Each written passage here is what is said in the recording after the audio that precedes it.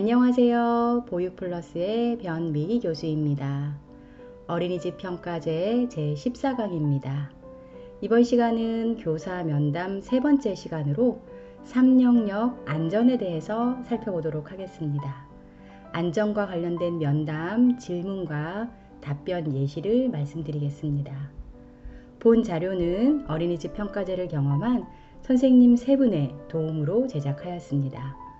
도움을 주신 선생님께 고마운 마음을 전합니다. 3영역 안전의 내용은 총 7개 항목으로 구성되어 있습니다. 각 슬라이드의 왼쪽 하단에 면담 질문을 제시하였고 제가 초록색으로 밑줄을 그어 두었습니다. 각 슬라이드 오른쪽에 답변의 예시를 제시하였습니다. 답변의 예시는 참고만 하시고 개별 어린이집 특성에 맞게 준비하시기 바랍니다. 3영역 첫 번째 내용은 등하원 관리 관련입니다. 선생님, 오늘 등원하지 않는 영유아가 있습니까? 있다면 사유는 무엇인가요? 우리 반은 14명 정원 중 4명이 등원하지 않았습니다. 4명은 코로나19로 인해 가정보육을 하고 있습니다. 선생님, 등원하지 않은 영유아가 있는 경우 어떻게 조치하고 계신가요? 어린이집 오리엔테이션 시의 결석 절차에 대해서 안내합니다. 알림장이나 별도로 미리 연락이 온 결석을 제외하고 오전 중에 담임교사가 연락하여 결석 사유를 확인합니다. 선생님, 차량을 이용하는 영유아가 별도의 연락 없이 결석하는 경우 어떻게 조치하나요? 차량 지도교사가 차량 등원 지도 시 가정에 연락하여 등원 여부와 미등원 사유를 확인하고 있습니다. 만약 연락이 안 되는 경우 차량 지도가 끝난 후 담임교사 또는 원장님에게 상황을 알리고 다시 가정에 연락할 수 있도록 하고 있습니다. 선생님, 하원 차량 운영 시 보호자가 지정된 장소에 나와 있지 않으면 어떻게 조치하고 계신가요? 하원 차량 운영 시 보호자가 지정된 장소에 나와 있지 않으면 보호자에게 연락합니다. 보호자가 곧 도착하는 경우 기다렸다가 보호자에게 인계합니다. 보호자와 연락이 안 되는 경우 어린이집으로 다시 데리고 옵니다. 이후 어린이집에서 보호자에게 인계합니다. 선생님, 보호자가 영유아를 혼자 하원시켜 달라고 요청하는 사례가 있나요? 보호자가 영유아를 혼자 하원시켜 달라고 요청하는 경우 어떤 경우라도 영유아를 혼자 하원시키지 않는다고 말씀드립니다. 학기 초 학부모 오리엔테이션과 가정통신문을 통해 안내합니다. 기가 동의서에 제시된 보호자 외에는 아동을 인계하지 않습니다. 선생님, 영유아가 혼자 등하원하는 사례가 있나요? 없습니다. 현재 혼자 등하원하는 영유아는 없습니다. 다음은 통합보육 관련 내용입니다. 선생님, 통합보육은 몇 시부터 이루어지나요? 오전 통합보육은 7시 30분부터 9시, 오후는 연장반으로 이동하는 4시 이후 이루어집니다. 선생님, 통합보육 시 인계되는 영유아에 대한 특이사항은 어떻게 전달되나요? 어떤 내용이 있나요?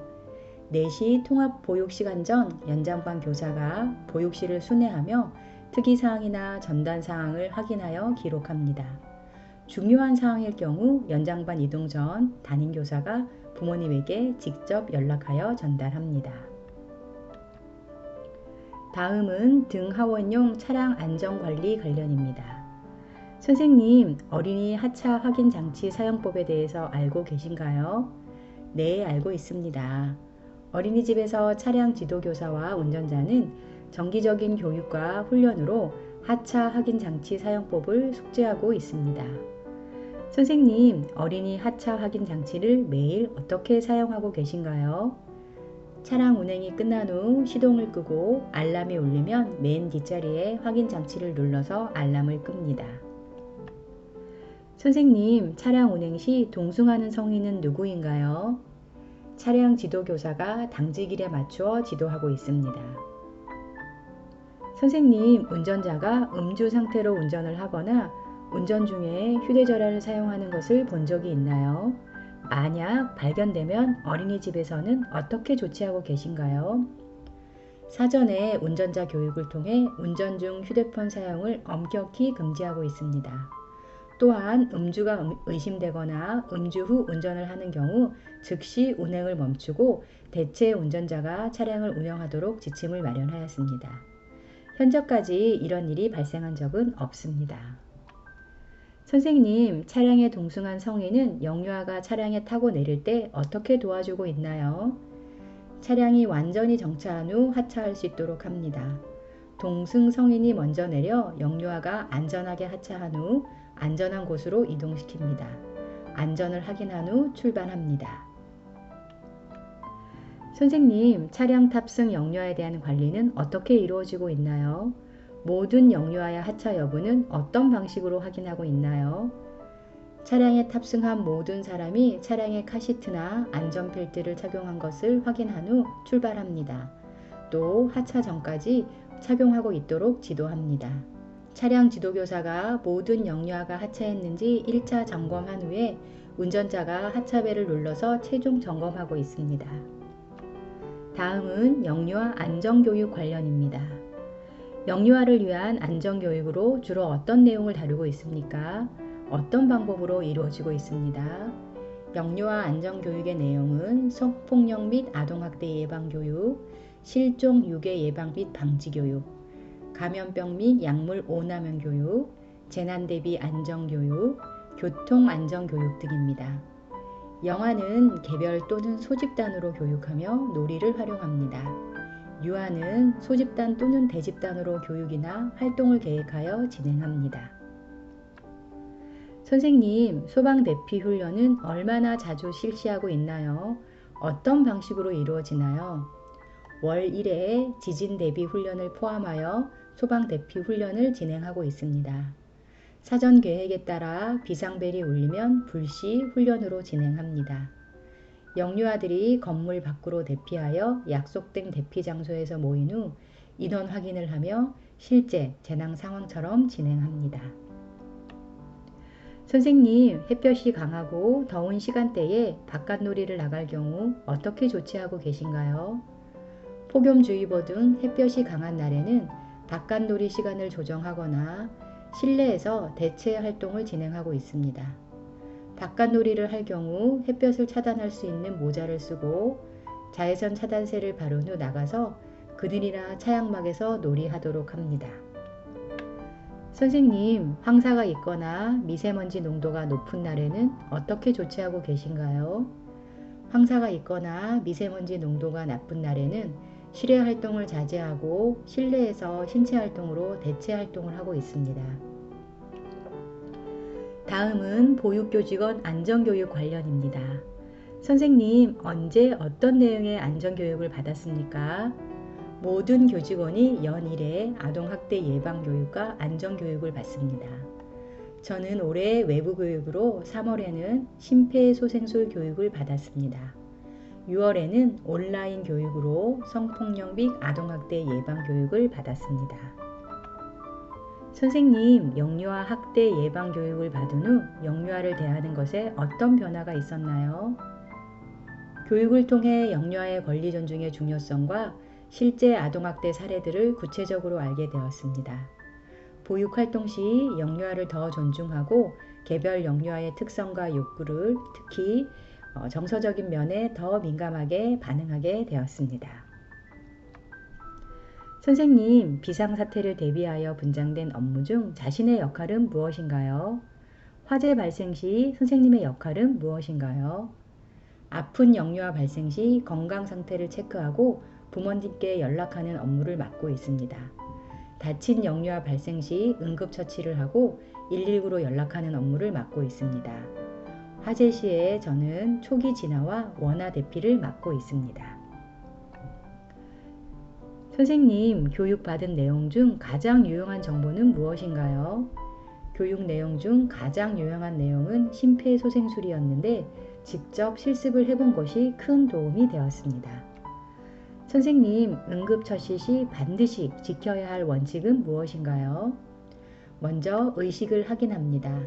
두 번째로 주변 교사에게 119 신고를 요청합니다. 세 번째로 119 지시에 따라 심폐소생술을 실시하고 의식이 돌아오거나 119가 도착할 때까지 심폐소생술을 실시합니다.